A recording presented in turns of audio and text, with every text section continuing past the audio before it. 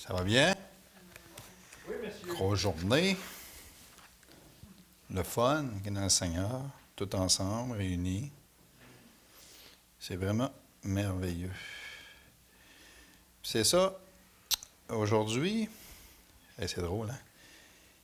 Il me fait des siennes, là. Ah ah! Bon. Ouais, c'est ça. Aujourd'hui, c'est ça. Je veux vous partager ce que le Seigneur m'a montré ces dernières semaines, qui a vraiment touché mon cœur, qui a vraiment... c'est ça. Je cherchais sincèrement la direction du Seigneur par rapport à... Là, j'ai commencé à faire JASP avec Cindy puis Maxime. On a vraiment un plaisir fou à aller partager en même temps l'Évangile avec les malheureux les malheureux aujourd'hui, là, les personnes qui vraiment ils souffrent beaucoup puis ils ont besoin d'un message d'espoir puis tout ça. Puis plus que j'y allais, on dirait, plus que j'ai pogné la piqûre. Tu sais, vraiment d'aller vers eux autres. Puis je me posais la question, Seigneur, je dis, c'est quoi tu veux de moi là-dedans? Tu sais? Puis plus que je voyais la souffrance des gens là-dedans ça, plus je me disais, j'ai dit, Nathan, mais qui ont tellement besoin d'entendre ce message d'espoir-là. Puis, je vais vous donner un exemple. Je suis rentré à une porte une fois, puis cette semaine, vendredi matin, je suis allé à une porte, puis la fille, à 3 reprises, elle m'a dit qu'elle voulait se suicider. Elle a fait, wow, là, j'ai dit, est-ce que tu veux que je rentre, qu'on jase un peu de ça ensemble, puis tout ça. J'ai dit, pas de problème, là. J'ai dit, je suis là pour ça, là, je suis là pour t'encourager, puis te donner espoir. Puis à la fin, j'ai pu mettre la main sur son épaule. J'ai demandé si elle voulait que je prie pour elle, d'être là. Fait que, j'ai présenté Jésus, là. J'ai présenté vraiment l'espoir, le seul espoir qu'elle pouvait avoir, en réalité, qui pouvait la sortir du gouffre qui était présentement là. Puis, il y en a tant aujourd'hui qui ont besoin d'entendre ça, justement à cause de ça. Parce que c'est triste de voir comment que les gens souffrent aujourd'hui, puis comment ils sont malheureux. Puis, plus que je voyais la souffrance profonde autour de moi, les hommes brisés intérieurement, justement, des personnes qui perdaient espoir, des gens qui souriaient extérieurement, mais qui, intérieurement, étaient dans le désespoir profond. Puis en plus que je voyais cette souffrance, plus il y avait dans mon cœur un désir grandissant. Puis pas simplement d'aider un peu, là, mais c'est vraiment de rentrer dans le travail de Maxime puis Cindy, dans le sens que, tu sais, on est envoyé, tu sais, j'y allais les samedis, puis tout ça, puis je trouvais que c'était pas suffisant, parce que je voyais tellement la souffrance autour de moi, je disais, il faut vraiment que j'aimerais que le Seigneur m'envoie vraiment pour ça. Mais c'était juste un désir que j'avais dans mon cœur, mais il ne fallait pas juste que ce soit juste un désir non plus, là. Il fallait que ce soit vraiment quelque chose que le Seigneur me confirme, que c'est vraiment ça qu'il voulait que je fasse à temps plein, là. Comprenez? Je savais une chose là-dedans. La seule véritable espérance pour l'homme, c'est Jésus-Christ. Mais je ne voulais pas agir dans mes propres forces, comme je disais. Mais je ne voulais pas partir aussi simplement parce que j'étais touché émotionnellement. Mais je voulais vraiment être envoyé de Dieu. Il y a un passage qui me revenait à l'esprit pendant que je cherchais la volonté de Dieu aussi, dans Ésaïe 6. Quand que Ésaïe, il voit la gloire de Dieu, il réalise sa petitesse devant la sainteté du Seigneur, puis il entend cette voix, « Qui enverrai-je? Et qui marchera pour nous? » Puis Ésaïe avait répondu simplement, « Me voici, envoie-moi. » Ces paroles ont profondément travaillé dans mon cœur. Alors, pendant quelques semaines, je priais. Je demandais au Seigneur, « Seigneur, est-ce vraiment toi qui m'appelles? » Tu sais, ou c'est moi qui qui fabule dans mes émotions puis qui pense que tu m'appelles. Tu sais. Je veux vraiment avoir une confirmation de ta part. À plusieurs reprises, Dieu me parlait à travers sa parole et là, je disais à Dieu, si c'est ta volonté que j'aille vers les malheureux, ben envoie-moi. Puis un jour, pendant que je lisais un livre de Jaspe, justement, sur les 10 médecins, le Saint-Esprit m'a arrêté pendant ma lecture. Il m'a parlé clairement dans mon cœur. Puis ça n'avait pas rapport avec ce que je lisais, là. Le Saint-Esprit m'a arrêté. Puis il a dit, rappelle-toi, je vous envoie 2 à 2 prêcher l'Évangile. Puis immédiatement, cela m'a rappelé les passages dans les Évangiles où Jésus parlait justement qu'il avait envoyé les disciples 2 à 2. Fait que je suis allé vérifier dans Matthieu, Marc et Luc, où est-ce qu'il en parlait plus clairement. Mais alors que je lisais, le Seigneur a particulièrement attiré mon cœur sur le chapitre 10 de Luc. Si vous voulez aller voir, on va le lire ensemble, dans pas long. Puis ce passage est venu confirmer profondément dans mon cœur ce que Dieu me montrait depuis le début. Parce que soudainement, ce n'était plus simplement un texte biblique que je lisais. Mais c'était comme si le Seigneur me disait clairement, « Je t'envoie dans ma moisson, fais-moi confiance. » Et le passage dit, « Après cela, le Seigneur désigna encore 70 autres disciples, et il les envoya 2 à 2 devant lui dans toutes les villes et dans tous les lieux où lui-même devait aller. Et il leur dit, « La moisson est grande, mais il y a peu d'ouvriers. Priez donc le maître de la moisson d'envoyer des ouvriers dans sa moisson. Partez, voici je vous envoie comme des agneaux au milieu des loups. » 1. Il les envoya devant lui. Ce qui m'a profondément frappé dans ce passage, c'est que Jésus les envoie devant lui. Le texte dit, dans toutes les villes et dans tous les lieux où lui-même devait aller. Et ça m'a bouleversé, parce que cela veut dire que lorsque Dieu envoie quelqu'un, lorsque Dieu envoie quelqu'un, cet homme ne va jamais seul. Jésus veut déjà aller vers ces personnes. Quand je parle à quelqu'un qui veut abandonner, Jésus veut déjà aller vers lui. Quand je rencontre un homme brisé par la vie, Jésus veut déjà aller vers lui. Quand quelqu'un pense que sa vie n'a plus aucune valeur, Jésus veut aller devant lui, veut aller vers lui. Et moi, je suis simplement envoyé devant celui qui vient sauver. Ça change complètement la perspective, parce que le centre du ministère, ce n'est pas l'ouvrier. Le centre du ministère, c'est Christ, c'est Jésus. Nous ne sommes que des serviteurs envoyés devant le roi. Et j'aimerais dire quelque chose ici. Quand Dieu appelle quelqu'un, ce n'est pas pour bâtir son propre royaume. C'est pour préparer le chemin du Seigneur devant eux, devant ces gens. Dans la vie de ces gens aussi. 2. La moisson est grande. Puis Jésus dit, la moisson est grande, mais il y a peu d'ouvriers. Frères et sœurs, cette parole est encore vraie aujourd'hui. La moisson est immense, il y a tellement de souffrance autour de nous, des gens prisonniers du vide, des gens qui souffrent dans le silence, des hommes qui pensent qu'ils doivent porter, qui doivent porter seuls leur combat, des personnes qui ont perdu toute espérance, et Jésus voit cette souffrance. Le problème n'est pas que la moisson n'existe pas. Le problème, c'est qu'il y a peu d'ouvriers. Puis, quand j'ai vu ça, il y a peu d'ouvriers, ça me dit en dedans de moi, pourquoi tu y vas pas, toi? T'sais?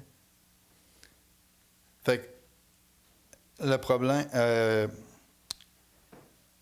problème, c'est qu'il y a peu d'ouvriers. Beaucoup veulent être inspirés, peu veulent être envoyés. Beaucoup aiment entendre parler de la moisson, peu acceptent d'entrer dans la moisson.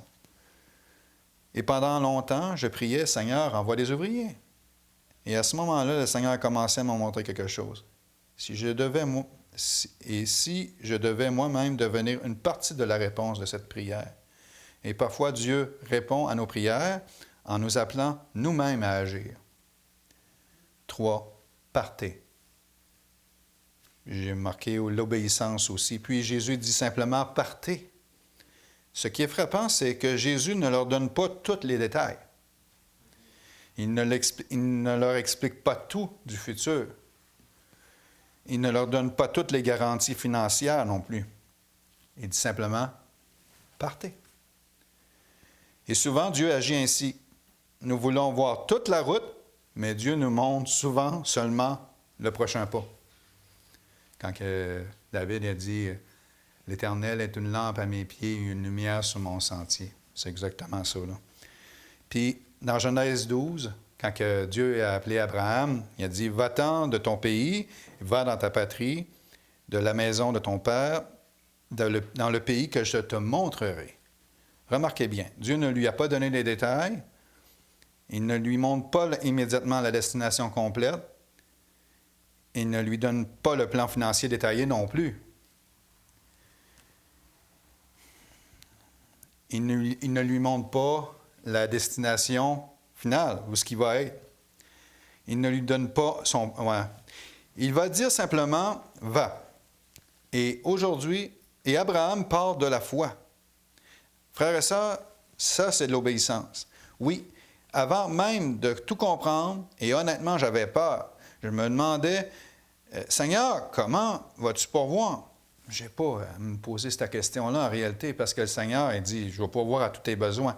Mais je vais vous en parler plus tantôt. Je voulais être certain que ce n'était pas simplement une émotion là-dedans. Puis, une des confirmations les plus importantes que Dieu m'a données, c'était celle de ma femme. Parce que quand le Seigneur appelle quelqu'un au ministère, dans un ministère quelconque, bien, il faut que le couple aussi soit en accord, les deux ensemble. Parce que si les deux ne sont pas d'accord, et s'il y en a un qui n'est pas d'accord là-dedans, je veux dire, bien, pour moi, ça ne valait pas la peine de continuer parce que je n'avais pas l'appui de mon épouse là-dedans, tu comprends? Fait que, et je veux être clair, pour moi, une des confirmations les plus importantes était que ma femme me soutienne dans ce que Dieu m'appelait à faire. Et je crois sincèrement que Dieu m'appelle à consacrer pleinement mon travail à cette mission. Et au début, ma femme était inquiète. Et honnêtement, c'est tout à fait normal. Parce que marcher par la foi peut faire peur aussi. Parce qu'on ne voit pas. On ne marche pas par la vue, on marche par la foi.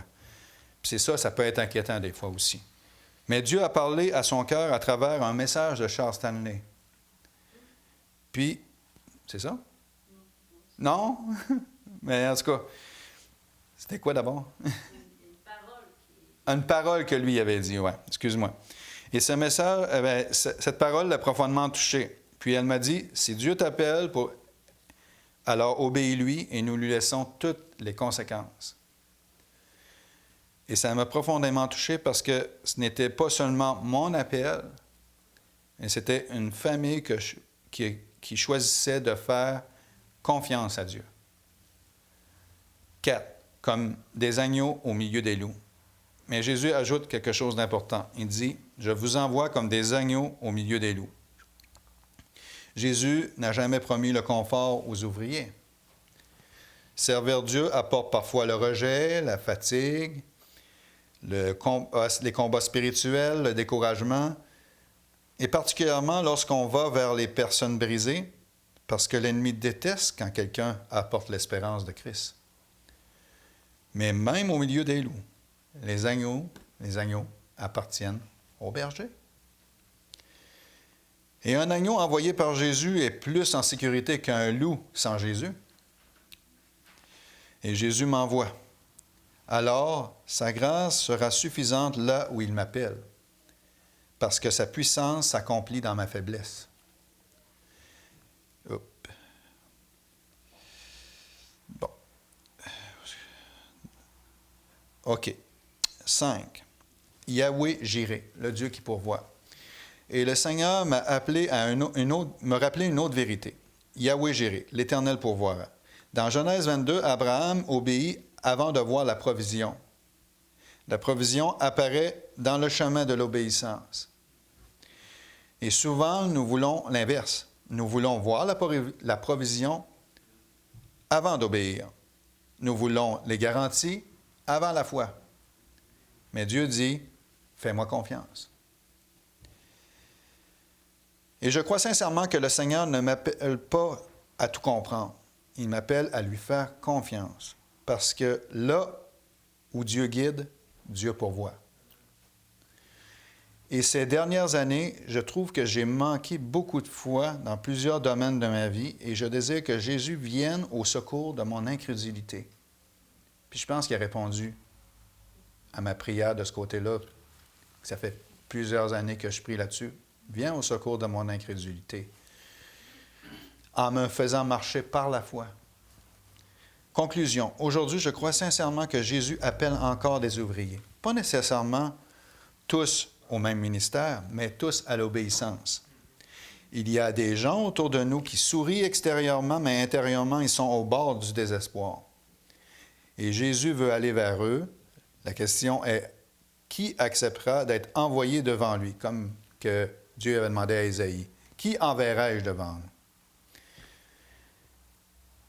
Qui acceptera de dire, Seigneur, me voici, envoie-moi? Et aujourd'hui, par la grâce de Dieu, je veux répondre à cet appel. Non parce que je suis fort, non parce que je suis meilleur, pas du tout. Non parce que j'ai toutes les réponses, mais parce que Jésus appelle. Et quand Jésus appelle, la seule bonne réponse est l'obéissance. Aussi, j'ai besoin de mes frères et sœurs, que vous me souteniez dans la prière. Je sais que Jésus va toujours être là pour nous, soutenir dans tous les domaines pour ma famille. Puis, on va lire ensemble le psaume 23, justement, qui est en lien avec ça. Puis ça, je me rappelle, à un moment donné, au début de mon salut, tu sais, j'avais été parti sur... Parce que je n'avais pas de véhicule dans ce temps-là. J'avais parti sur le pouce pour descendre à le jeune de Rivière-du-Loup. Puis, Dominique, il dit, « Comment tu fais? » Il dit, « Bon, j'ai dit, l'Éternel est mon berger, je ne manquerai de rien. » Puis ça n'a pas pris de temps, là, ça m'a pris...